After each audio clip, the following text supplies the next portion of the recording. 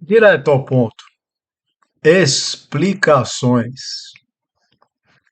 Me pediram aí para tentar explicar em português de uma maneira simples e didática esse rolo todo de juros, câmbio, tarifa, Estados Unidos, Brasil, o resto do mundo. Quem me pediu falou: Ah, estão falando bastante, mas ninguém entende nada que fala. Eles repetem todos as mesmas coisas. Então tá aí, Felipe, você que me pediu, vou tentar fazer aqui. Primeiro, gente, a maioria dos economistas tem a mania de falar ou para eles mesmos ou para a própria categoria, para os outros, né? Eles ficam numa competição para quem fala mais difícil e quem sabe mais. E as pessoas que não conhecem o jargão do economista ficam lá olhando e falam que, meu, que língua que eles falam. Isso é para dar um ar de aparência de científico ou de inteligência que não quer dizer absolutamente nada. Então vamos lá. Primeira coisa, vamos pegar um país com câmbio flutuante, exceto os Estados Unidos. Depois no final eu falo por que exceto os Estados Unidos, porque os Estados Unidos têm o dólar, a moeda a reserva, os outros não têm. Então vamos supor que eu importo uma mercadoria e aqui ela custa para mim R$ 10. Aí eu coloco um imposto de importação de 10%. Então, a partir de amanhã, essa mercadoria vai me custar R$ 1,10. Supondo o câmbio flutuante, se o meu câmbio desvalorizar, né, 10%, essa mercadoria vai ficar mais cara amanhã ainda para eu comprar, porque vai ter a importação de 10%. E ela ainda vai ficar 10% mais cara na moeda estrangeira. Mas, aí que está a questão chave. Se eu colocar uma tarifa de 10% sobre importação, fica 1,10 meu preço, e a minha moeda valorizar 10%, fica barata a importação, porque a desvalorização de 10 empata com a tarifa de 10, fica 0-0. Ok, gente? Então, a tarifa isoladamente, sem ver a relação da taxa de câmbio da sua moeda com a moeda que você paga ou recebe lá fora, não existe. Não são coisas isoladas. Ok? Agora vamos para os Estados Unidos. Os Estados Unidos têm a moeda reserva, o dólar. O que é uma moeda reserva? A moeda aceita e convertida em qualquer outra moeda para forma de pagamento. Ok? Isso quer dizer que no, sei lá, numa UTI, quer dizer, antes de desligar os aparelhos, na prática, os Estados Unidos pode cobrir seu déficit em contas externas, emitindo dólar e financiando e pagando. Pode fazer? Pode. Já fez na história? Já. Os outros pobres países que não têm a moeda reserva, quando eles têm déficit na conta corrente ou na conta externa, eles têm que financiar esse déficit, mas não em moeda nacional, mas em moeda estrangeira.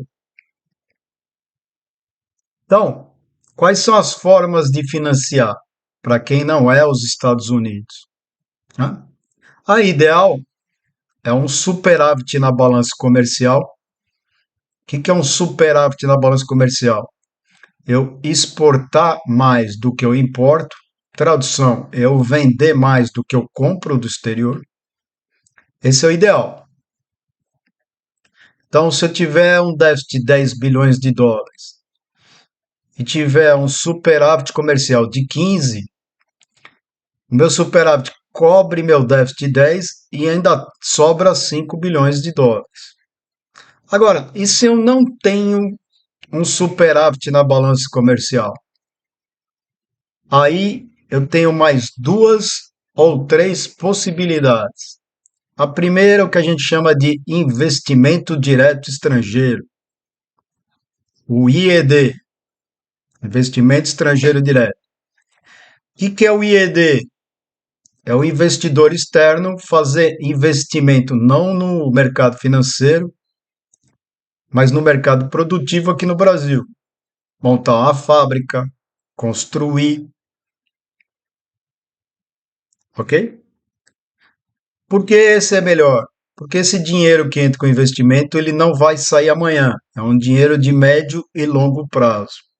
Traduzindo, se eu tenho um déficit na conta corrente de 10 bilhões e entram no Brasil um investimento estrangeiro direto de 15 bilhões, cobre meu déficit de 10 e ainda tem superávit de 5. A outra maneira, né, é vir investimento em ativo financeiro, que a gente chama de capital especulativo. Existem dois documentos no Banco Central do Brasil, o anexo 4 e o anexo 5. O anexo 4 permite o capital externo investir no mercado de ações. O anexo 5 na renda fixa.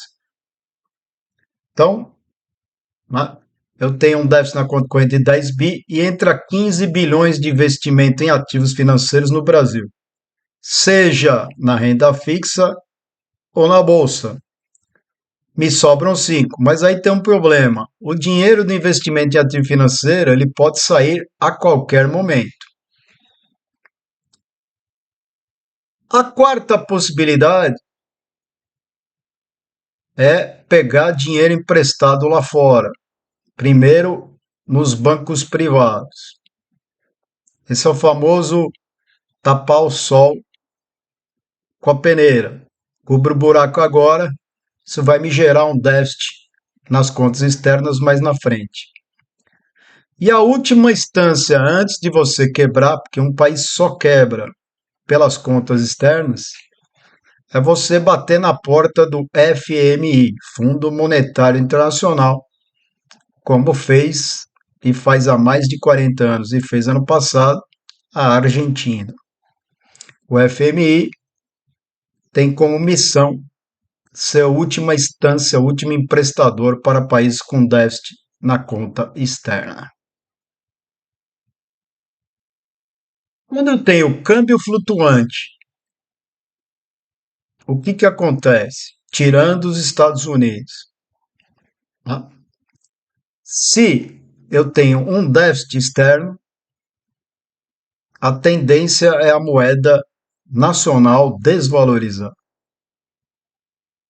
E se eu tenho um superávit externo, a tendência da moeda nacional é valorizar.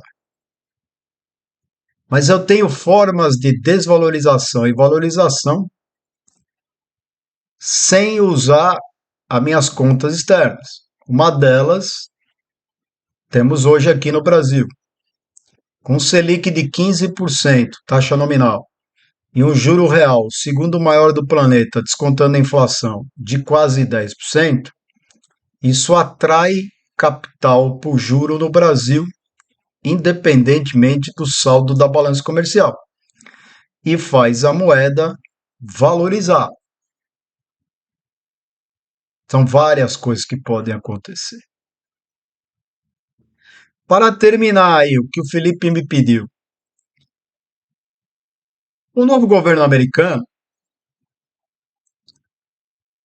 ele acha que tem que combater o déficit recorde de contas externas dos Estados Unidos, e esse déficit ocorre desde 1980, usando a prática do Manual de Economia dos anos 20 e dos anos 30 do século 20. Qual é? Desvalorizar o dólar para que os produtos americanos fiquem baratos no exterior e os produtos estrangeiros fiquem caros para os americanos. Essa é uma coisa que as pessoas não entendem, né? Só que nos Estados Unidos o regime cambial é flutuante e é livre movimentação de entradas e saídas de dólar, quer dizer, de capital estrangeiro. O Tio Sam quer que os outros países desvalorizem o dólar para ele, não ele numa política de desvalorização. Por quê? Porque se você aumenta a média das tarifas aí em 20%, o pessoal calcula em 30% em todos esses acordos, e a moeda americana, de vez de valorizar, valoriza, ela mata o efeito da tarifa e faz que as importações aumentem, aumentando o déficit recorde da balança comercial americana. De janeiro até 3 semanas atrás, o dólar teve a maior desvalorização dos últimos 15 anos. Chegou a desvalorizar 13% em relação ao euro. Mas nas últimas 2 a 3 semanas, com os acordos com a Indonésia, com o Japão, com a União Europeia, né, com a Coreia do Sul, tem feito mais o resultado do PIB americano que saiu semana passada, fez o dólar valorizar no exterior, ele chegou a 1,18 e nessa semana chegou a 1,14 uns quebrados. Tudo bem que não é uma valorização tremenda, mas vai contra a política americana, porque a valorização ela mata o efeito da tarifa. Então, se eu subir 20% a tarifa e o dólar valoriza 5%, na verdade a tarifa é 15%. E aí fez o dólar subir aqui no Brasil, que estava 5,40, foi para 5,60, porque valoriza no exterior, desvaloriza aqui dentro. Todo mundo sabe, menos quem não faz economia, que existe uma relação entre juro e câmbio inversamente proporcional. O que quer dizer isso? Quando o juro aumenta, a moeda valoriza, quando o juro cai, a moeda desvaloriza. Ok? A última coisa que eu quero esclarecer, para quem sempre me acompanha aqui, não entram, não vão atrás dessas previsões. As tarifas, elas não entraram em vigor. As empresas americanas fizeram um estoque de importação acima do normal nesses primeiros 4 meses, porque eles não sabem o que vai acontecer depois dos acordos e das tarifas. Então, fazer previsão hoje, como vários estão fazendo, que isso vai tirar X% do PIB, isso vai ocasionar prejuízo lá, isso vai dar esse número tal, a gente tem que esperar o tempo para ver realmente o efeito das tarifas. Esse efeito muito provavelmente vai aparecer daqui 3 a 4 meses. E quem alertou isso que eu estou falando foi ontem o presidente do Fed, Banco Central Americano, Jerome Powell, na sua entrevista depois da reunião do FONC. Então, gente, esse pessoal que está fazendo previsão, ok? Eles não sabem nem o que eles estão falando. Primeiro, esse pessoal de 20, 25 e 30 anos que estudou economia, eles estudaram tudo na escola do pensamento único. Eles não sabem nem o que é a tarifa, nem o que é protecionismo e nem o que é guerra comercial, porque eles nunca viram e não aprenderam na faculdade.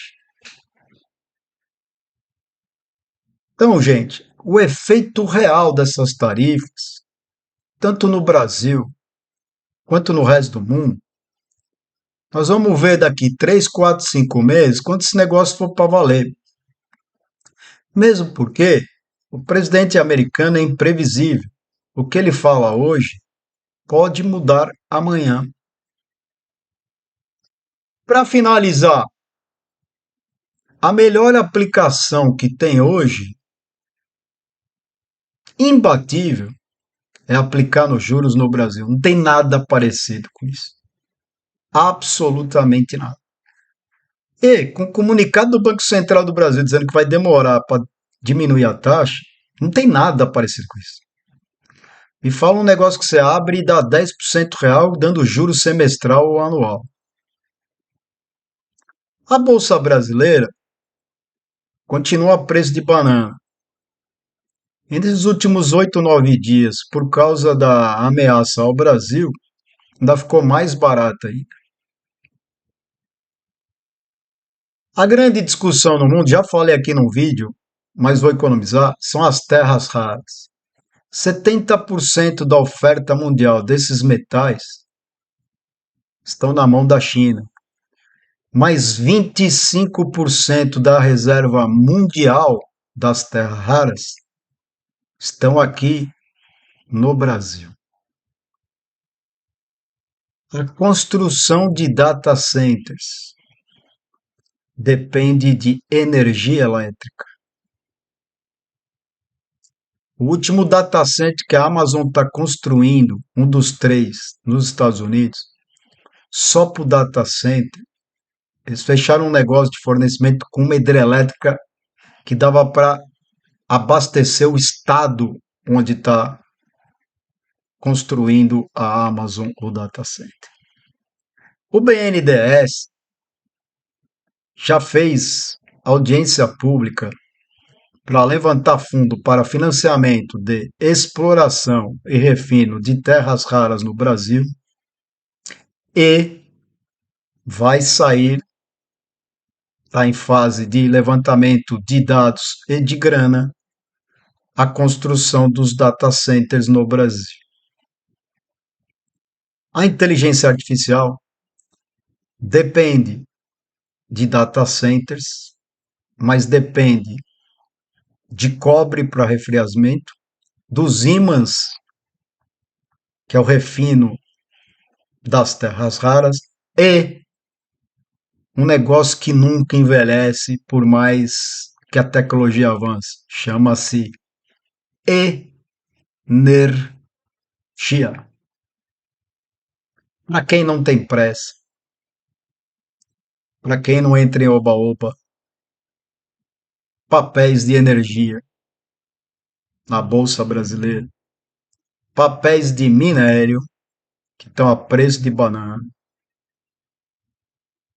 que a hora que esse investimento começar, independente de qual governo brasileiro ou quem vai ganhar a eleição, esse é um negócio que não vai parar, vai dar alegria lá na frente.